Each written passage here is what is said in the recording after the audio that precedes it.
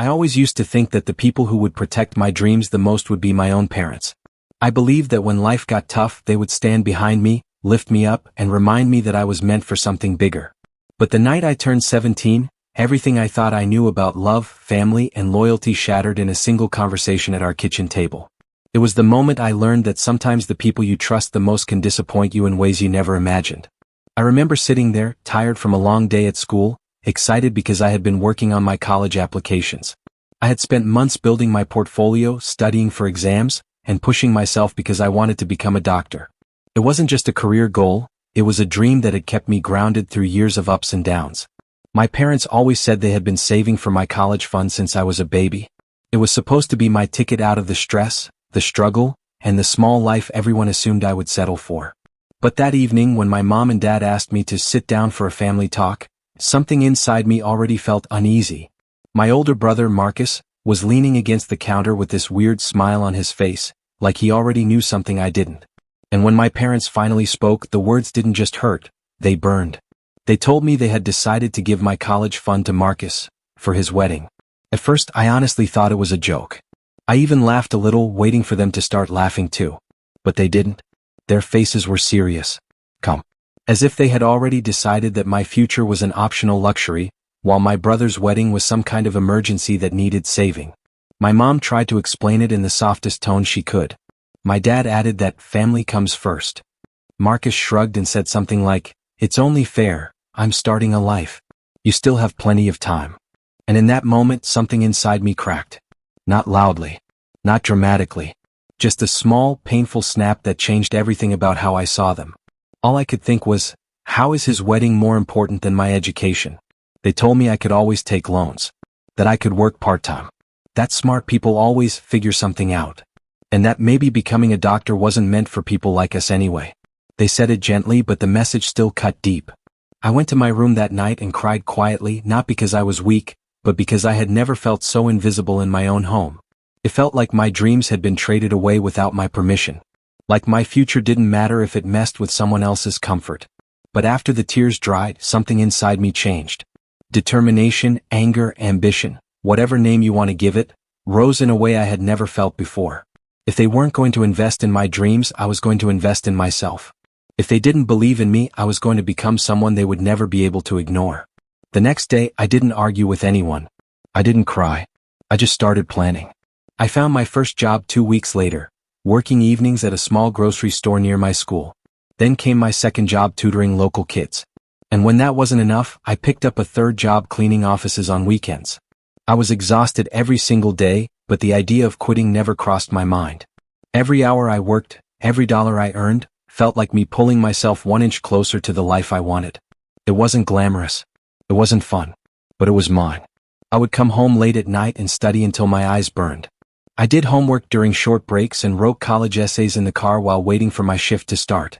Sometimes I felt like breaking down. Sometimes I felt jealous of kids who had parents cheering them on. But every time I thought about what happened at that kitchen table, I remembered exactly why I couldn't give up. Meanwhile, Marcus continued planning his big wedding. Suddenly the house was always filled with flowers, cake samples, fabric swatches, and relatives acting like the event was the greatest thing that had ever happened. No one noticed how tired I was. No one asked how I was paying for everything I needed. No one cared that I barely slept anymore. But I kept working, kept saving, and kept pushing through the long nights and early mornings. I didn't want them to feel guilty. I didn't want revenge. I wanted to build something for myself, something no one could take away. Eventually, I got accepted into a pre-med program, then medical school. And slowly, the dream they thought was too big for me became something real. But that part of the story comes later. This introduction is about the moment everything changed, about the pain that sparked the journey. Because the truth is, even achieving success doesn't erase the hurt. Family wounds run deep, and when trust breaks, it leaves marks that don't fade easily. You move on. You grow. You heal. But you never really forget. And now, all these years later, after working 3 jobs, graduating with honors, becoming a doctor, and building a stable life for myself, I'm standing at another turning point. A moment I never expected. A moment that brings everything full circle. Because last week, my parents called me. Not to apologize. Not to celebrate me. Not even to check how I was doing. No. They called because Marcus needs something. Something big. Something only I can provide. And as I listened to them talk, almost the same way they did that night at the kitchen table, I felt that old pressure trying to wrap around my chest again. The same expectation that I should sacrifice because family comes first. The same assumption that my success belonged to all of them, not just to me. But this time, I'm not the helpless 17-year-old who lost everything in a single conversation. I'm not the quiet kid who cried alone in their room. I'm not the dreamer who had to fight for every inch of progress. I'm different now. Stronger. Wiser. And I know that the decision I make next will change everything. The question is, what do I owe them? And what do I owe myself? Because when they told me exactly what Marcus needs from me, I felt my whole world freeze. And that's where this part of the story begins. When my parents ended the call, I just sat there for a long time, staring at the phone like it still had something else to say. I could hear the ticking of the clock on the wall, slow and steady, almost mocking the way my heart was beating too fast. It felt unreal, how easily they brushed past everything that had happened, how casually they told me what Marcus needed, like the past had been wiped clean and replaced with a new list of expectations. I kept thinking about that night years ago, the night my college fund disappeared, and how that one choice shaped everything that came after. It was wild how life had come back around in a full circle, except now I wasn't the kid with empty pockets and no power. I was someone different, someone they had not expected me to become. As I sat there, I felt myself drifting back through time, remembering the days that shaped me before everything went wrong. Before the wedding took my future. Before I learned the kind of loyalty my family believed in. I grew up in a home where love was real, but it wasn't always fair. My parents worked hard, but they were also stuck in old beliefs. Beliefs that said the oldest son carried the family's future, that boys were investments and girls were expected to adjust. They never said it in a harsh way. They never confessed it openly. But the truth lived between their words, in the choices they made, and in the attention they gave. Marcus had always been the golden child. The one with the easy smile, the one teachers praised even when he barely tried, the one relatives compared everyone else to. If he wanted something, somehow money appeared, time opened up, and the world shifted for him. It wasn't that he was a bad person. He just grew up believing that everything would work out in his favor. And when life constantly confirms that, why would he think differently? I wasn't jealous, not at first. As a kid, I loved him. He was my big brother, the one who walked me to school, the one who fixed my bike chain, the one who told me stories at night when I was scared. But as we got older, it became obvious that his footsteps were easier to follow because the path was cleared for him. The world gave him shortcuts. Mine was a maze. Still, I never blamed him.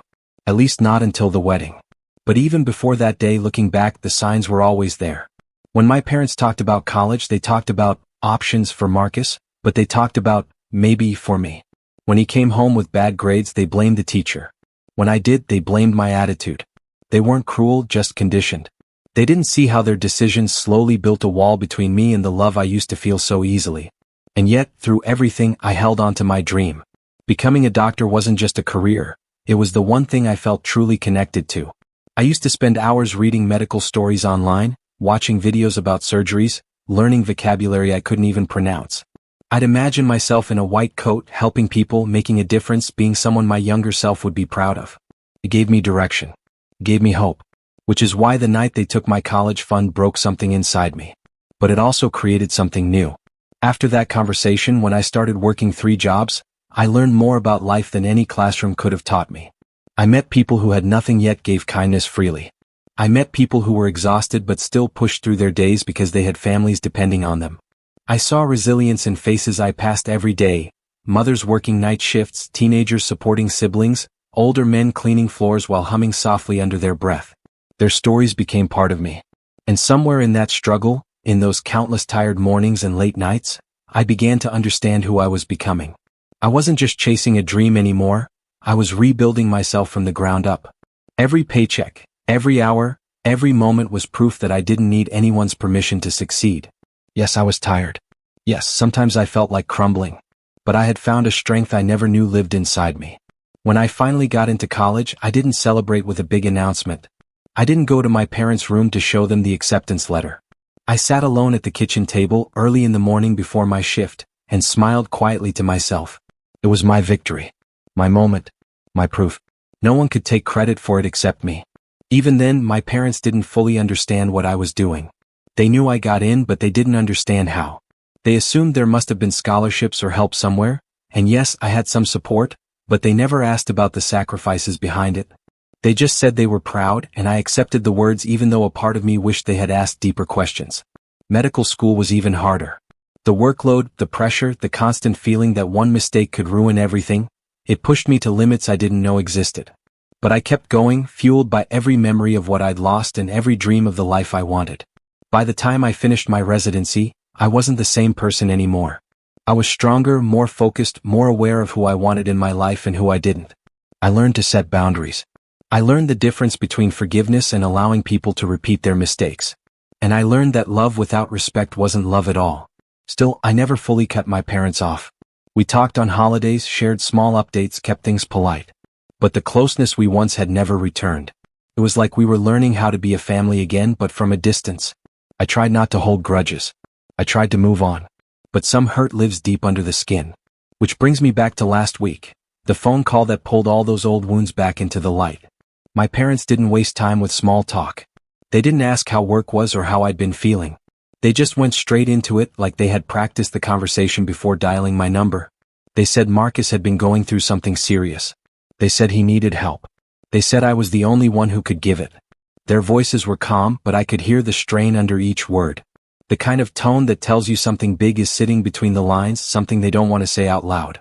As they kept talking, my stomach tightened because the way they were building up to it felt too familiar, just like that night years ago when they softened their voices before dropping the news about my college fund. A part of me wanted to interrupt them. A part of me wanted to hang up. But I didn't. I listened. And the more they talked, the more the tension grew, twisting in the space between us. I kept thinking, what could Marcus possibly need now? Why does it have to be me? Why did they call after all these years only for this? But the real question was the one rising quietly in the back of my mind. What am I supposed to do when the same people who once broke me are asking me to save someone else? I didn't have the answer. Not yet. But when they finally told me exactly what Marcus needed, I felt the air leave my lungs. And I realized this story was far from over. When they finally said the words, it felt like the room around me stopped breathing. It wasn't loud or dramatic. It wasn't some shocking twist you hear in movies. It was simple, quiet, and heavy enough to make the floor under me feel unsteady. My mom said Marcus was sick. Not just tired or stressed, really sick. And he needed a medical procedure that had to be done soon. They explained it slowly, carefully, like they were afraid I would hang up if they rushed. I listened, trying to keep my voice steady, but inside my thoughts were running everywhere, hitting walls and bouncing back just as fast. They said I was the only one in the family with the right qualifications and resources to help him. They said I had the connections, the knowledge, the ability to move things faster. And the way they said it, it didn't feel like a request. It felt like history was repeating itself in a different shape. The same quiet pressure. The same unspoken expectation that I should step up because family sticks together. I didn't say yes. I didn't say no. I just kept listening, searching for the part where they would tell me this wasn't my problem alone. Searching for the part where they acknowledged the years I fought without their help. But that part never came. After the call ended, I sat with the weight of their words, replaying everything. Marcus was sick. He needed help. And despite everything that had happened, I couldn't pretend it meant nothing to me. But the conflict inside me felt deep, like two versions of myself pulling in opposite directions. One part of me remembered the brother who used to hold my hand on the walk to school, who shared his snacks even when he pretended he didn't want to. The brother who carried me on his shoulders so I could see fireworks above the crowd. Those memories were real, warm, and impossible to erase. But the other part of me remembered the man he became later, the one who didn't question taking my college fund, who didn't defend me when I cried in my room behind a closed door, who didn't notice the hard years I dragged myself through. The man who got a wedding paid for with my future. The man who never apologized. Both versions existed. And now I had to face them. In the days after the call, I tried to keep my mind busy. I threw myself into work, checking on patients, handling charts, moving through my routine like nothing had changed. But every quiet moment, every pause, brought the same questions flooding back. What did he need? What exactly happened to him? Why did no one tell me sooner? And why, after all these years, did they still expect me to carry the biggest weight? My coworkers noticed I was distracted. One of them, Dr. Lawson, caught me staring at a file longer than necessary and nudged me with a joking smile. I tried to laugh, but she studied me carefully. "You all right?" she asked. I told her I was fine, just tired, but even I didn't believe the words. She didn't push, but I saw the concern in her eyes. It reminded me that I lived two different versions of myself. The strong doctor everyone relied on, and the quiet kid inside who still carried wounds no one saw. That same week, something unexpected happened that complicated everything even more. I got a message from an old friend, someone I hadn't spoken to in years. Her name was Leah. We had grown up together, inseparable during our early teens, but when things got messy at home, I pushed a lot of people away. She reached out saying she was in town and wanted to catch up. At first, I didn't know how to respond. I wasn't sure I had the emotional space for old memories resurfacing. But something in me needed a break from thinking about my family, so I agreed. When I saw her again, it felt like opening a window in a room that had been closed too long. She looked the same in spirit, bright eyes, warm energy, the kind of presence that made everything feel a little lighter. We talked about life, work, the strange way time moved. She told me about her own struggles, her own victories. And then she asked about my family. I hesitated. Not because I didn't want to talk, but because I didn't know where to begin. Eventually, I told her the story I had never said out loud before, the college fund, the wedding, the 3 jobs, the silence that grew between me and my parents. She listened without interrupting, without trying to fix anything. And when I finished, she just placed her hand over mine and said, "I'm sorry you went through that alone." It was simple, but those words cracked something open inside me. Maybe because no one had ever said them before. Not my parents. Not Marcus. Not even myself. Hearing it from someone who had nothing to gain, it softened something I didn't know was still hard. But when I told her about the phone call and what my parents wanted, Leah leaned back, her face shifting into something unreadable. She didn't say much at first. She just asked one question: "Do you trust them this time?" The question hit me like cold water because I didn't have an answer. And the fact that I didn't have one scared me. Later that night, after we said goodbye, I lay awake thinking about everything. Trust, family, responsibility, and the confusing place where all those things overlap. I thought about Marcus, who he was, who he became, and who he might be now. People change. Sometimes for better. Sometimes for worse. I didn't know which version of him I would be helping. There was another layer to all this too, the public side of being a doctor. Every decision I made, especially one involving someone close to me, had to be handled carefully. Ethically. Professionally. I couldn't let emotions cloud medical judgment. And I didn't want my family pulling me into something that could risk my career. I had worked too hard, sacrificed too much, to let anything jeopardize what I built from scratch. But the biggest conflict wasn't about rules or career. It was about the pain that still lived in the corners of my memories. The part of me that wanted to stand strong and protect my peace. The part of me that wanted to show them I wasn't the child they could walk over anymore. The part of me that wasn't sure if helping them now would open old wounds I spent years closing. And yet, there was another truth I couldn't ignore. He was still my brother.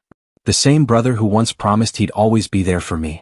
So I found myself stuck between the past and the present, between wanting to protect myself and wanting to do the right thing. Every answer I reached for twisted into another question. Every thought felt heavier than the one before. And just when I thought the situation couldn't get more complicated, I received another call. Not from my parents. Not from Marcus. From someone I didn't recognize. Someone who claimed to know the entire story. Someone who said there was more to Marcus's situation than my family had told me. Someone who said I needed to hear the truth before I made any decision. And with that call, the whole situation shifted again, in a way I never expected. The voice on the phone belonged to a man who spoke quietly, like he didn't want anyone around him to hear. At first, I thought it was a scam or someone trying to mess with me, but the way he said Marcus's name, carefully, almost respectfully, made my heartbeat slow down and then speed up all at once. He introduced himself as Daniel, someone who had worked with my brother in the last few years. I didn't recognize the name, but something in his tone made me straighten up, like whatever he was about to say wasn't something I could ignore. He didn't jump into the details. Instead, he kept asking if I was alone, if I was able to talk freely, if I was willing to hear him out. And honestly, I wasn't sure. But curiosity mixed with fear pushed me to say yes. He said what my parents told me wasn't the full truth. That Marcus's situation was more complicated, more urgent, and that keeping me in the dark wouldn't help anyone, not even Marcus. Those words sat heavy in my chest. I stepped outside into the cool night air, pacing slowly on the porch while he talked. The street was quiet, the sky dark, but my mind felt loud with questions. Daniel said he didn't want to scare me, but he also didn't want to lie. He said that Marcus had been dealing with health issues long before the recent crisis.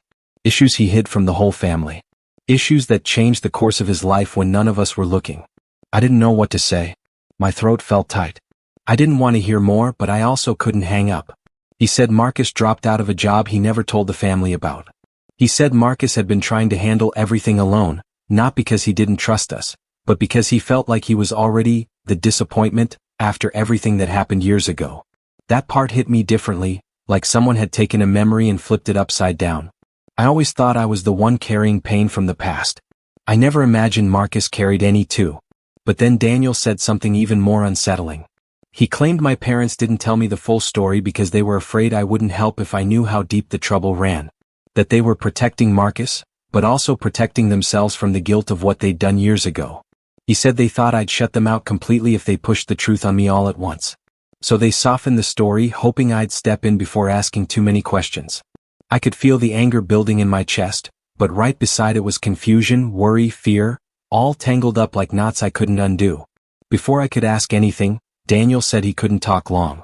He urged me to meet him in person, somewhere neutral, somewhere quiet.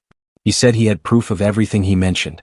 Medical papers, records, messages.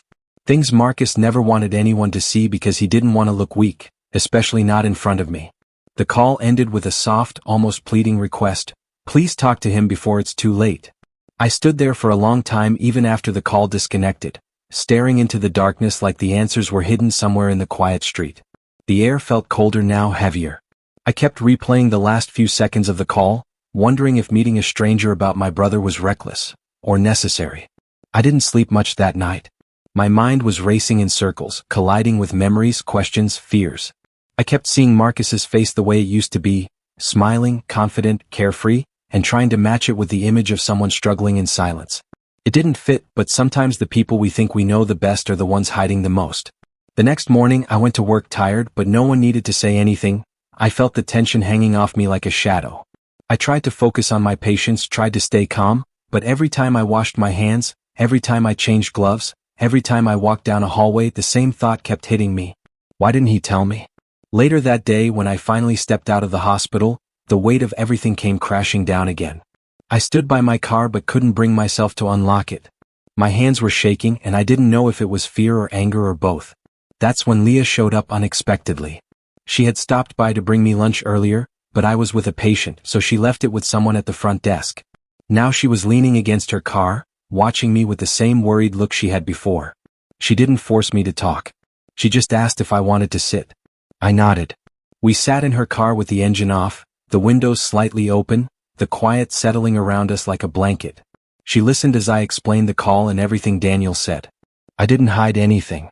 I didn't sugarcoat it. I just let the words spill out the way they needed to. And when I finished, she looked at me with this expression that said she was trying to see past the story into the parts one wasn't saying, the parts that hurt the most. She finally asked, "Do you think you're ready to face him? Not the idea of him, but the real him?" I didn't answer right away, because I wasn't sure.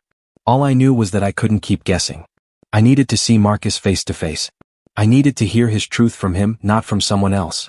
And I needed to know if I was about to repeat the history that once broke me, or rewrite it. So I agreed to meet Daniel. We arranged a time, a place, a quiet cafe on the edge of town where no one would interrupt. As the hours ticked by before the meeting, my anxiety grew. My heartbeat stayed fast. My hands stayed cold. I didn't know what I was walking into, and the uncertainty pressed onto my chest like a weight. When I arrived at the cafe, I saw Daniel sitting near the window, a folder on the table in front of him. He didn't look dangerous. If anything, he looked tired, eyes heavy, hands tense, as if he'd been carrying this secret for too long. He stood when I walked in, offering a small, hesitant greeting. I sat. He pushed the folder toward me. Inside were documents, medical reports, hospital notes, treatment plans. And right there, highlighted under one of the reports, was the truth I hadn't expected. Marcus had been hiding his health problems for years. He had been getting treatments quietly. He had been trying to work through pain, refusing help, refusing support. And worst of all, he had been getting worse. But Daniel wasn't finished. He said something else, something that made my stomach drop. Marcus didn't just need help. He needed someone he trusted. Someone with medical knowledge. Someone who could make a decision for him if things got worse. And in his file, under emergency contact, under the section for trusted decision maker, he had written my name. Not our parents. Not his wife. Me. The sibling he had once unintentionally hurt. The sibling he assumed hated him. The sibling he still believed in. My throat tightened. I tried to breathe, but it felt shallow. Everything around me blurred as the weight of that truth settled on my chest. Daniel watched me quietly before saying the thing that pushed the tension to its highest point. You're the only one he'll open up to. And if you don't talk to him soon, it might be too late. I felt the world tilt, because now I had to face him. And the next choice I made would change everything. Here is the continuation written exactly as you requested. Smooth, human-centric, suspenseful, SEO-friendly, and safe for YouTube. For a long moment, the room felt too still, almost like the air itself was holding its breath. Everything that had just unfolded left a heavy silence trailing behind it, one thick enough to unsettle even the strongest person. But before anyone could fully process what had happened, a sharp knock echoed through the hallway, 3 slow taps followed by a fourth that sounded almost impatient. It wasn't the kind of knock that came from a neighbor or a delivery driver. It felt intentional, calculated, and immediately everyone glanced at each other with the same uneasy realization. Whatever they thought was over, wasn't. When the door creaked open, it revealed a tall black man in a charcoal jacket, someone no one recognized at first glance. His eyes scanned the room with a calmness that instantly made the atmosphere tense again. But the real shock came when he stepped forward and quietly said he had information. Information that completely changed everything they thought they knew. He wasn't there by accident. He had been following the situation for weeks, watching, waiting, and now he had chosen this exact moment to reveal the truth he'd been holding. The tension deepened as he explained that the conflict everyone thought had been sparked by a personal betrayal or misunderstanding wasn't just emotional drama. It was part of a much larger plan that none of them had seen coming. Someone in the family had been pulling strings, orchestrating moments, manipulating conversations, and planting small seeds of doubt just to escalate tensions. All the arguments, the sudden changes in behavior, the strange coincidences, they hadn't been coincidences at all. Someone wanted this chaos. Someone needed it. And that person was still close. The shock rippled through the room. Every relationship, every memory, every conversation suddenly felt tainted by uncertainty.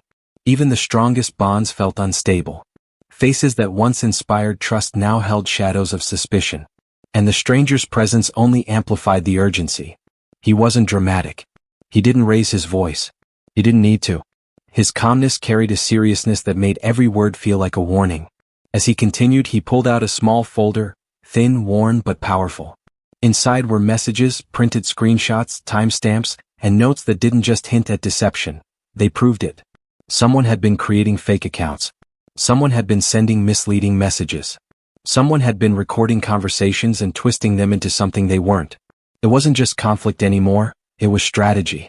A chill moved through the room as each detail unfolded. This wasn't just drama. This was a planned effort to break the family apart. And then came the second plot twist, quieter but much heavier.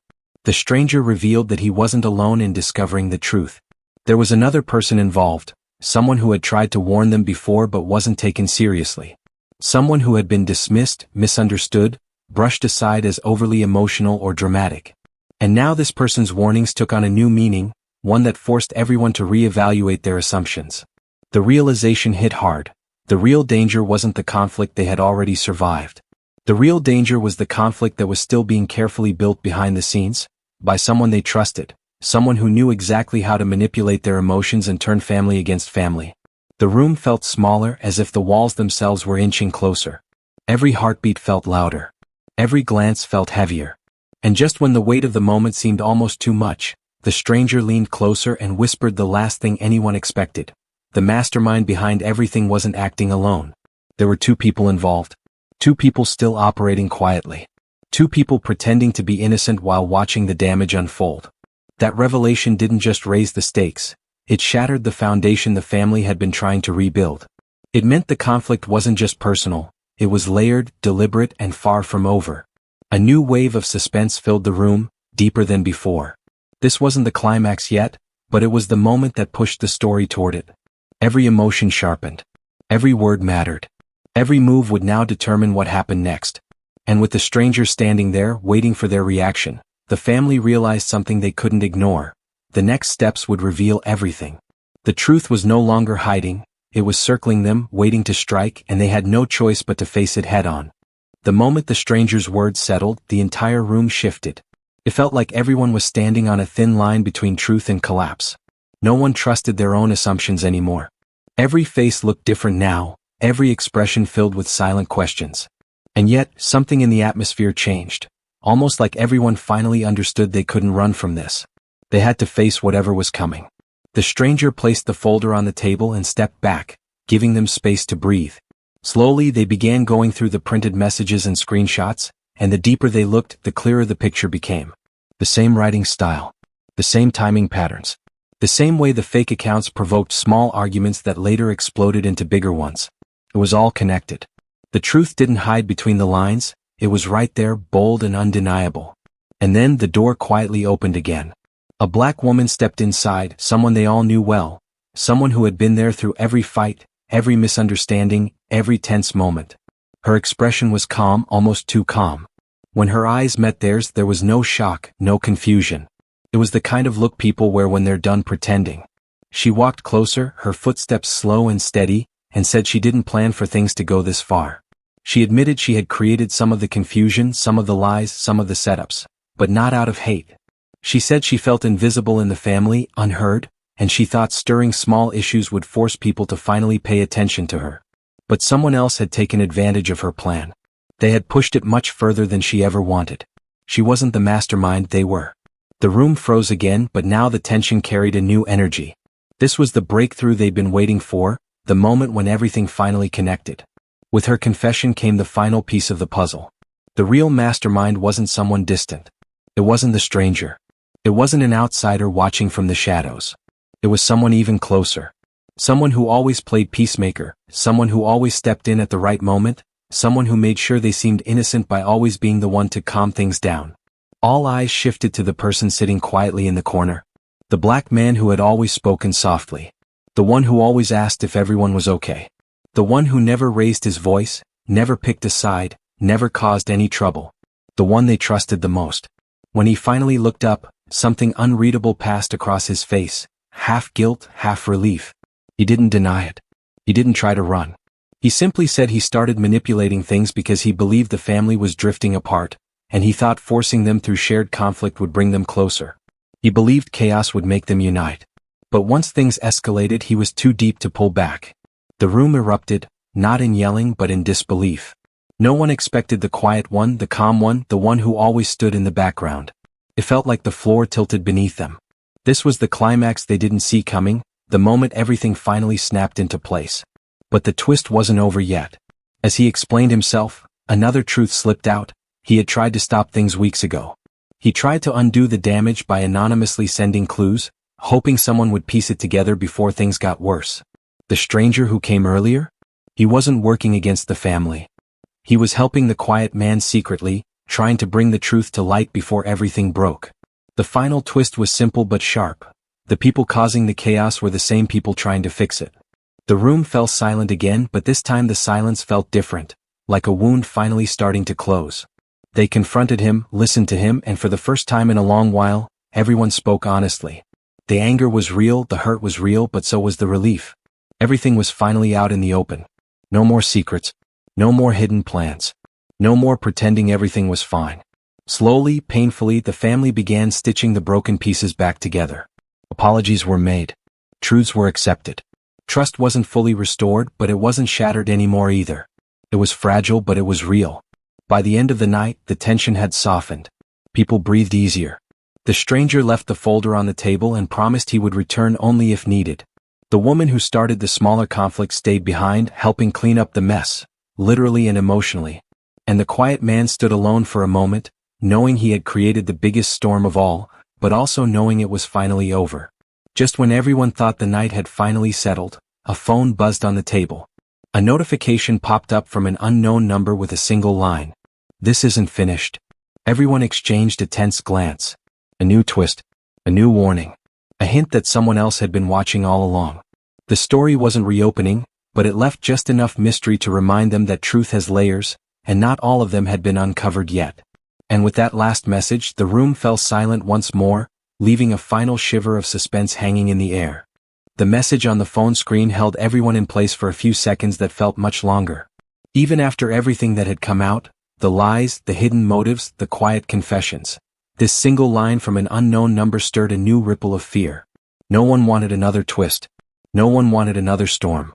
But this time, instead of panicking, they handled it differently. Everyone sat down together, calmer than before, and the quiet man who had caused so much of the chaos reached for the phone with steady hands. He opened the message thread, and to everyone's relief, it became clear immediately that the text wasn't connected to anything dangerous. It was just an automated reminder from an old service he had forgotten to cancel. He let out an embarrassed laugh, the kind that comes from finally breathing after holding your breath too long. For a moment, the whole room loosened. Some even chuckled softly. It wasn't funny, not really, but the tension had been so heavy that any reason to laugh felt like a blessing. The fear that something darker was lurking faded quickly, and for the first time that night, the atmosphere settled into something that felt real and warm. Once the confusion cleared, everyone knew the time had come to talk through everything, properly, honestly, without interruptions or defensiveness. The black woman who had first confessed to starting the smaller conflicts opened up more about why she had done what she did. She explained how long she had felt pushed aside, how often she tried to speak but felt overshadowed by louder voices or bigger personalities. Instead of asking for help, she had tried to force people to notice her by creating little sparks, not expecting them to turn into fire. She apologized deeply, not just with words but with the sincerity in her voice, and promised she would work on expressing herself in healthier ways. Then the quiet man finally shared everything he had been holding inside. He talked about how he had always been the one who avoided conflict, the one who tried to smooth things over even when he was hurting, the one who felt responsible for keeping the family together. He admitted he believed chaos would force unity, but he had never expected that things would spiral past his control. He talked about guilt, regret, and the weight of pretending to be the calm one when he was breaking inside. Hearing him express these truths without excuses shifted something in the room. No one excused his actions, but they understood him in a way they hadn't before. The stranger, who had stepped outside earlier, returned to gather his things. He wasn't a part of the family, but he had played a strange and unexpected role in helping everyone see the truth. Before leaving, he said that families sometimes break in quiet ways before they break loudly, and that the important thing was choosing to rebuild instead of pretending nothing happened. He didn't lecture them. He didn't judge them. He simply wished them peace and walked away, leaving a quiet sense of closure in his wake. After he left, there was a long silence, but it wasn't uncomfortable. It was thoughtful. People were processing, taking in everything that had been revealed throughout the night. One by one, they began asking questions. Not sharp ones, not accusations, but gentle ones meant to understand. Questions that had been buried for years finally came out in the open. Why didn't you tell me you were hurting? Why did you think you had to handle it alone? Why didn't you trust us enough to share the truth? Slowly, honestly, they talked through every unanswered question. By the time midnight passed, the room had completely changed. It no longer felt like a battleground or a courtroom. It felt like a place where healing was finally possible. People apologized without being forced. People forgave without being pressured. The goal wasn't to pretend the problems never happened but to learn how to grow beyond them. The next few days weren't perfect. Healing never happens overnight. There were still moments of tension, awkward pauses, hesitant conversations. But this time, everyone faced those moments with intention. No more hiding behind silence or assumptions. No more letting small misunderstandings grow into big wounds. The family made a conscious effort to rebuild trust brick by brick. The black woman who had started the small conflicts joined a communication workshop to learn healthier ways to advocate for herself. She also began having weekly check-ins with one of the family members, not to rehash the past but to build a better connection moving forward. The quiet man began therapy, something he had avoided for years because he believed he needed to be the strong one. He learned that strength wasn't about control, it was about vulnerability and honesty. He shared parts of his journey with the family, allowing them to understand him more deeply. Everyone else began taking accountability for their own roles in the tension too. Family conflict isn't caused by one person. It builds from layers of unspoken emotions, unresolved issues, and hidden expectations. They acknowledged their own blind spots and worked on addressing them. Weeks later, they came together for a simple dinner. No big celebration, no dramatic speeches. Just food, conversation, and a sense of peace. The same house that had once felt heavy with secrets now felt open and warm. The same people who once avoided eye contact now laughed together with genuine ease. There were still scars.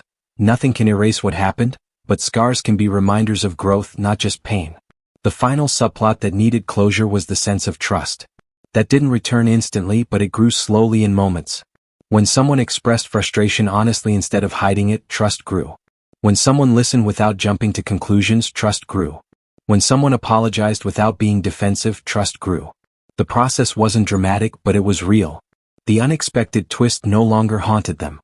Instead, it became a turning point, an unforgettable reminder of how easily misunderstandings can turn into chaos if people don't communicate openly. In the end, the family didn't just resolve the conflict, they transformed because of it. And as they sat together that evening, sharing food and soft laughter, they realized something simple but powerful. Sometimes life forces you into chaos so you can learn how to choose peace. Sometimes secrets break apart the surface so the truth can rise. And sometimes the quietest people are carrying the heaviest stories that only come to light when the walls finally crack. The journey had been painful, messy, and unexpected. But it led them back to each other with a deeper understanding, stronger bonds, and a shared commitment to do better. And that was the real ending, not dramatic, not explosive, but human. A reminder that healing is possible, families can change, and even the darkest twists can lead to light when people choose honesty, compassion, and growth. The story ends here not because everything is perfect now, but because everyone finally chose to move forward, together.